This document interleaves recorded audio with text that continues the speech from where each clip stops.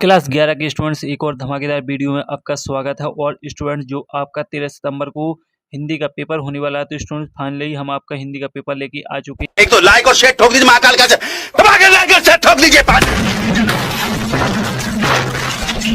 पूरा साल मेहनत करता हूँ आपके लिए बेटा, ऐसा नहीं चलेगा, ऐसा नहीं चलेगा। और कक्षा 11वीं का जो हिंदी का पेपर है उसका जो पूर्णांक है वो 80 नंबर का रहेगा और साथ ही आपको इसमें समय 3 घंटे देखने को मिलेंगे। तो स्टूडेंट्स आपका जो हिंदी का पेपर है उसका हम पेपर का जो संपूर्ण क्वेश्चन है वो हम आपको देने वाले हैं और संपूर्ण सॉल्यूशन भी हम इसी वीडियो में आपको देने वाले हैं। तो वीडियो के एंड तक बने रहें।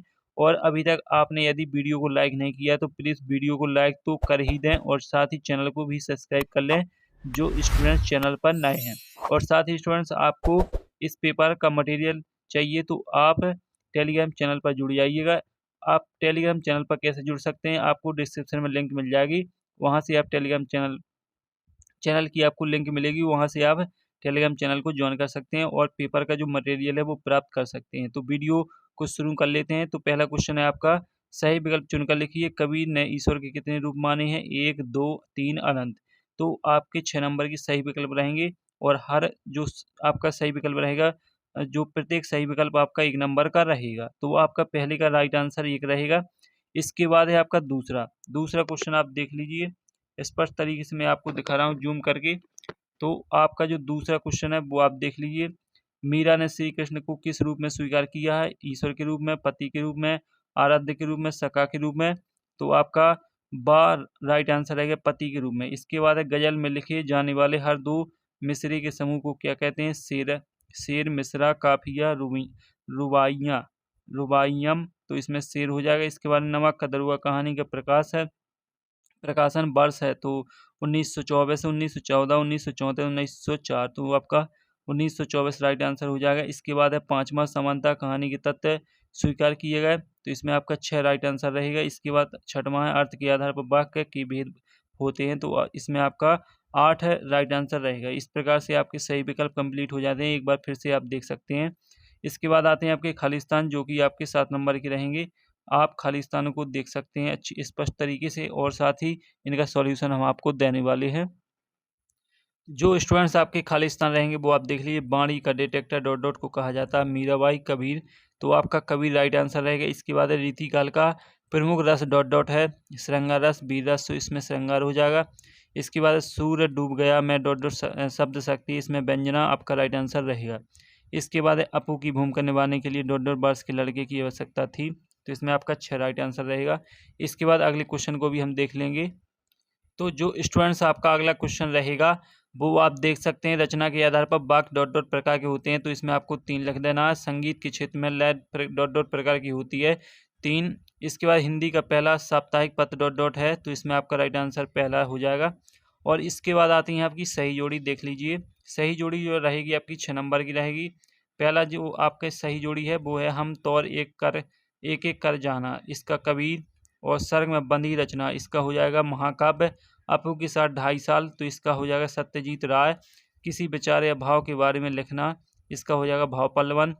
राजस्थान की रजत बूंद, इसका हो जाएगा आपका अनुपम मिश्र। और इसके बाद जनसंचार का अंग्रेजी पर्याय, तो इसका हो जाएगा मास कम्युनिकेशन। तो इस प्रकार से आपकी सही जोड़ी कंप्लीट हो जाती है। अब आते हैं आपके एक शब्द एक वाक्य। तो स्टूडेंट्स एक शब्द एक वाक्य जो आएंगे, इसमें आपका पहला जो क्वेश्चन है वो आप देख लीजिए। स्पष्ट तरीके से मैं आपको जूम करके दिखा रहा हूँ। इसके बाद जो आपका एक शब्द एक वाक्य का पहला क्वेश्चन है, जगत क्या देखकर मोहित हो रहा है? तो स्टूडेंट इसका जो राइट आंसर है वो मैं आपको बताने वाला हूँ। तो आप पूरा का पूरा वीडियो देखते जाइए। इसका स्टूडेंट्स आपका राइट आंसर देख लीजिए आप। जगत माया देखकर मोहित हो रहा है। इसके बाद है आपका अगला क्वेश्चन। तो अगला क्वेश्चन है, कवि पांचवा भाग किसे कहते हैं? तो कवि पांचवा भाग अभागा को कहा जाता है। आप इसमें आपको अभागा लिख लेना है, यहाँ दूसरे में आपको अभागा लिख लेना है। इसके बाद अलंकार की परिभाषा, तो काव्य की शोभा बढ़ाने वाले को अलंकार कहते हैं, तो आपको पता ही है। पंडित अलाउद्दीन ने मुंशी बंशीधर को किस पद पर नियुक्त किया था? तो इसमें आपको लिख लेना, संपत्ति का स्थायी मैनेजर बनाया था, मैनेजर के पद पर उन्होंने नियुक्त किया था। आधुनिक हिंदी गद्य साहित्य का प्रारंभ किस युग से माना जाता है? और साथ ही स्टूडेंट्स इसका सॉल्यूशन मैं आपको पीडीएफ के थ्रू आपको प्राप्त करा दूंगा। इसके बाद है इच्छावाचक वाक्य का एक उदाहरण दीजिए। तो इसका इच्छावाचक होगा, मेरी इच्छा है कि मैं डॉक्टर बनूं। लता जी की लोकप्रियता का मुख्य मर्म क्या है? तो इसका जो राइट आंसर है गायन। इसमें आपका राइट आंसर गायन हो जाएगा। तो देख लीजिए, आपको सॉल्यूशन मैं आपको बता ही देता हूँ। तो स्टूडेंट्स, आपका जो सॉल्यूशन है वो मैं आपको बताने वाला हूँ। तो आप देख लीजिए सॉल्यूशन रहेगा आपका। देख लीजिए, पहले का, दूसरे का, तीसरा, चौथा, पाँचवा और छठवां के बाद सातवां भी आपका सॉल्यूशन रहेगा। तो इस तरीके से आपके सॉल्यूशन हो जाएंगे। इसके बाद आते हैं आपके सत्ता तो सत्ता को देख लीजिए, जूम करके देखना पड़ेगा, क्योंकि आपका जो पेपर है बहुत ही कम पॉइंट के तहत वो आपका आया है। इसके बाद जो आपका पेपर है वो आप देख लीजिए, पेपर आपका सत्ता है।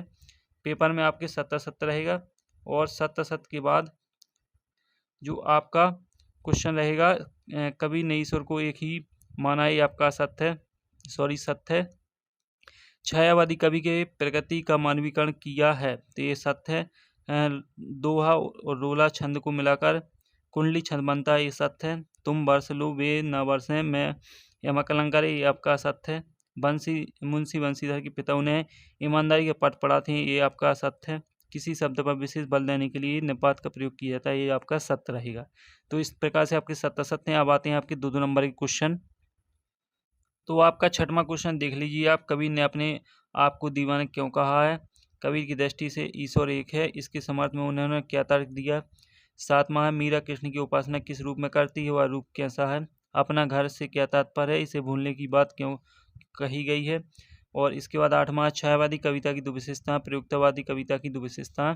इस तरीके से आपका पेपर रहेगा। और भी क्वेश्चन देख लीजिए। नौवां क्वेश्चन है, दोहा छंद की परिभाषा उदाहरण सहित समझाइए। वक्रोक्ति अलंकार की परिभाषा उदाहरण सहित समझाइए। और इसके बाद दसवां देख लीजिए, 11वां जीवनी आत्मकथा में अंतर। और इसके बाद आपका 12वां और इसका 11वां का अथवा भी ये कहानी उपन्यास में अंतर लिखिए। और जो 12वां है, इसमें आपको संकेतवाचक और प्रश्नवाचक वाक्य में इन वाक्यों को आपको बदलना है। और इसके बाद 13वां देख लीजिए, लता मंगेशकर के गायन की विशेषताएं आपको लिखना 2 नंबर में है। लता मंगेशकर को भारतीय गायिका में बेजोड़ क्यों कहा गया है? 14वां है, डायरी लेखन की 2 महत्वपूर्ण विशेषताएं। 15वां है, विज्ञापन लेखन में किन किन बातों का ध्यान दिया जाता है? अथवा में से आपको केवल एक का आंसर देना है। 16वां में कबीर और मीरा, दो में से किसी एक पर आप जीवन परिचय लिख सकते हैं। 2 रचनाएं आपको लिख देना है, भावपक्ष, कलापक्ष और साहित्य में स्थान।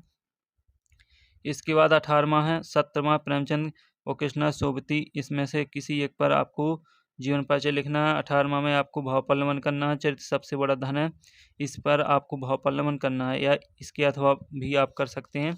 और इसके बाद जो आपका अगला क्वेश्चन रहेगा वो आप देख लीजिए, 19वां में आपको अपठित गद्यांश को पढ़ना है और उनके आंसर आपको देना है। और इसके बाद आपका 20वां भी आ जाता है। 20वां में आपको अथवा लगा मिलेगा, अथवा में से आपको किसी एक को करना है। तो इसमें भी आपको संदर्भ प्रसंग सहित व्याख्या करना है। 21वां में भी आपको संदर्भ प्रसंग सहित व्याख्या करना है। और जो आपके अगले क्वेश्चन है वो हम आपको बताने वाले हैं।